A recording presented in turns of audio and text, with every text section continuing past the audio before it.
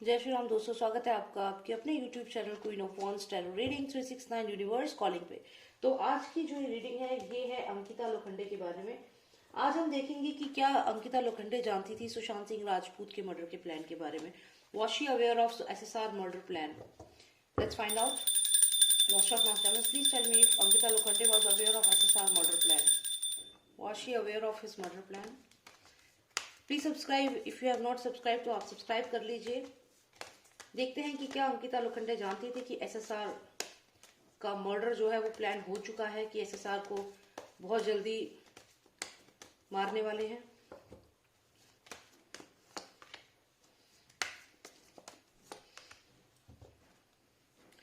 Okay, तो यहाँ पे हमें आया है सन कार्ड।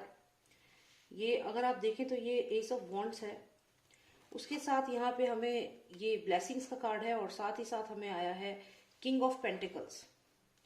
तो यहाँ पे मुझे ऐसा लग रहा है कि ये जो अंकिता है ये अपनी लाइफ में इतना बिजी थी कि इसको इस चीज का ना तो नॉलेज था कि SSR को मारने वाले हैं या क्या हो रहा है उसकी लाइफ में, या फिर ये उसे इग्नोर कर रही थी। क्योंकि यहाँ पे एस ऑफ वॉन्ड्स आया है तो कहीं ना कहीं अपनी मैरिज को लेकर के, क्योंकि इसका उसी समय मई में शायद इसकी जो एंगेजमेंट थी वो मई में हुई थी, तो ये अपनी लाइफ में ऑलरेडी काफी बिजी थी, स्पेशली मैरिज को लेकर के इसका फोकस उस तरफ था। तो यहाँ पे मुझे लगता है कि ये पूरी तरह से अपने मैरिड लाइफ में और अपना आगे का फ्यूचर देख रही थी विद दिस पर्सन, जो ये पर्सन उसकी लाइफ में जो है विकी करके जो भी नाम है, तो ये ऑलरेडी उसके साथ ही थी और उस तरफ ही इसका फोकस था।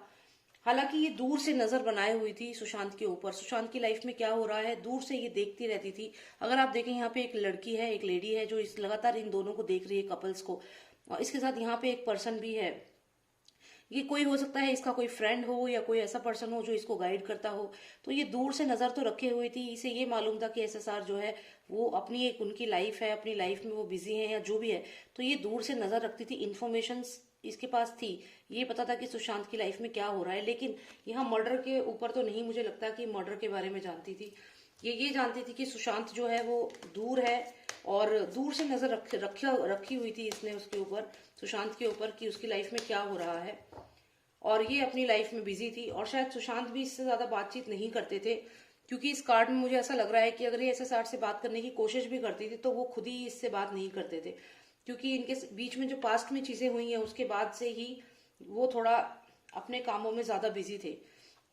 तो यहाँ पे ऐसा क्लियर लग रहा है कि ये सुशांत के साथ टच में नहीं थी और सुशांत सिंह राजपूत के ऊपर लेकिन नजर जरूर थी कि वो उसकी लाइफ में क्या हो रहा है, ये सब चीजें वो जानती थी और सुशांत भी इससे ज्यादा बातचीत में नहीं थे। चलिए एक फाइनल कार्ड निकालते हैं टू गेट बेटर क्लैरिटी कि क्या हल्का फुल्का भी कोई आइडिया था इनको, थोड़ा बहुत भी आइडिया था कि सुशांत को मारने की साजिश हो रही है।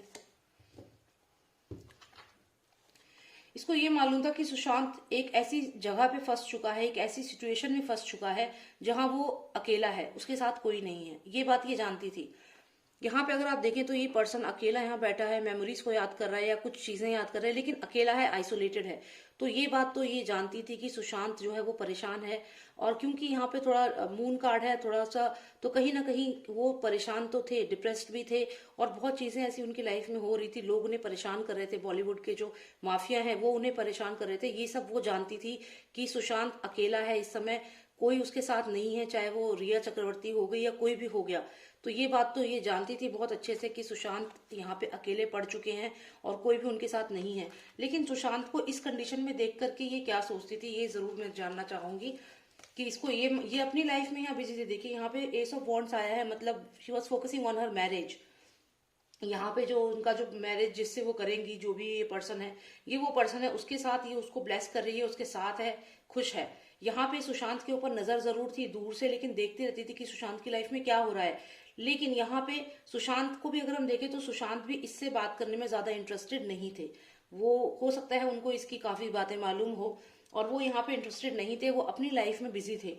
इसके अलावा अगर हम देखें तो ये जानती थी कि सुशांत जो है वो अकेले पड़ चुके हैं, उनके साथ कोई भी नहीं है, he is isolated and he is alone here, she knew this thing.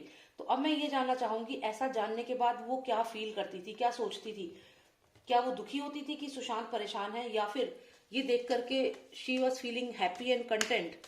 कि मेरे साथ या जो भी है कुछ ऐसा सोचती थी कि अच्छा है, या दुखी होती थी उनको ऐसा देख करके, क्या सोचती थी, क्या इसकी थिंकिंग थी, ये जानते हैं। ओके, तो यहाँ पे ये कार्ड आया है एम्परर का। One final card, let's see, one final card, let's see what she used to think. तो यहाँ पे आप देखिए दो कार्ड आए हैं, दोनों ही बड़े नेगेटिव से कार्ड हैं। यहाँ पे जो ये पर्सन है, ये सामने से दिखाता है कि मैं जैसे कि तुम्हारे साथ हूं, लेकिन एक्चुअल में feeding the dark entities, right. और यहाँ पे अगर आप देखिए एक एम्परर है, ये हमेशा से मैंने मूवी माफिया को ही कनेक्ट किया है और आपको बताया है। तो यहाँ पे जब ये देखती थी कि सुशांत जो है वो परेशान है, यहाँ पे दुखी है, तो ये क्या फील करती थी, ये सुशांत को थोड़ी बहुत ऐसा फील कराती थी, या फिर जब भी बात करती होंगे, मैसेज शेयर करती होंगी, या कुछ भी ऐसा कि she is with him and she knows that वो परेशान है। लेकिन एक्चुअल में ये डार्क साइड आप देख रहे हैं, इंसान की भी दो साइड्स होती है। एक ऐसा होता है जो वो लोगों को दिखाता है कि अच्छा है, लेकिन अंदर से वो क्या होता है। तो यहाँ पे कहीं ना कहीं वो लोगों को ये दिखाती थी कि सुशांत परेशान है, दुखी है, और वो भी ये देख करके दुखी हो रही है, लेकिन अंदर से उसकी जो ये ब्लैक ये आप क्रीचर देख रहे हो, उसका इंटरनल जो असली रूप था, वहां पे कहीं ना कहीं ये सेटिस्फाई हो रही थी, खुश हो रही थी, इसको ये फीड कर रही थी अपनी नेगेटिव ईगो को। तो ईगो को फीड कर रही थी, लेकिन लोगों को ये दिखा रही थी कि शी इज वेरी सैड कि सुशांत को आइसोलेट कर दिया गया है, इंडस्ट्री छोड़ रही है, लेकिन मन में खुश होती थी। अब यहाँ पे इसके अलावा अगर हम देखें तो ये मूवी माफिया वाला कार्ड आया है। तो यहाँ मुझे ऐसा लगता है कि ये यहाँ पे ये जो भी मूवी माफिया है उनसे कनेक्शन में थी, लेकिन मर्डर का प्लान है ये सब ये से मालूम नहीं था, ऐसा मुझे यहाँ पे लग रहा है। लेकिन हाँ, ये डेफिनेटली मूवी माफिया इसको रेगुलर गाइड भी कर रहे थे, कोई ना कोई ऐसा पर्सन जरूर था जिसकी बातें ये मान रही थी और उसके अकॉर्डिंग आगे बढ़ रही थी। अब ये मूवी माफिया जो यहाँ पे हमें दिखा है, देखते हैं ये कौन है। Is it connected to SSR murderer? क्या ये एसएसआर मर्डरर में से ही कोई पर्सन था जिसकी बात ये मानती थी, या फिर कोई इसकी लाइफ में अलग से कोई इसका सीनियर है, कोई इसका फादर फिगर है जो इसको गाइड करता है। तो देखने कौन है ये पर्सन जिसकी बात ये मानती थी या सुनती थी। ओके, तो ये कोई पर्सन इसका कोई ऐसा पर्सन हो सकता है जिसको गाइड करता है, कोई टीचर हो सकता है इसका, तो ये उसको फॉलो करती थी। ये कोई भी पर्सन हो सकता है इसकी लाइफ में जिसको ये फॉलो करती थी।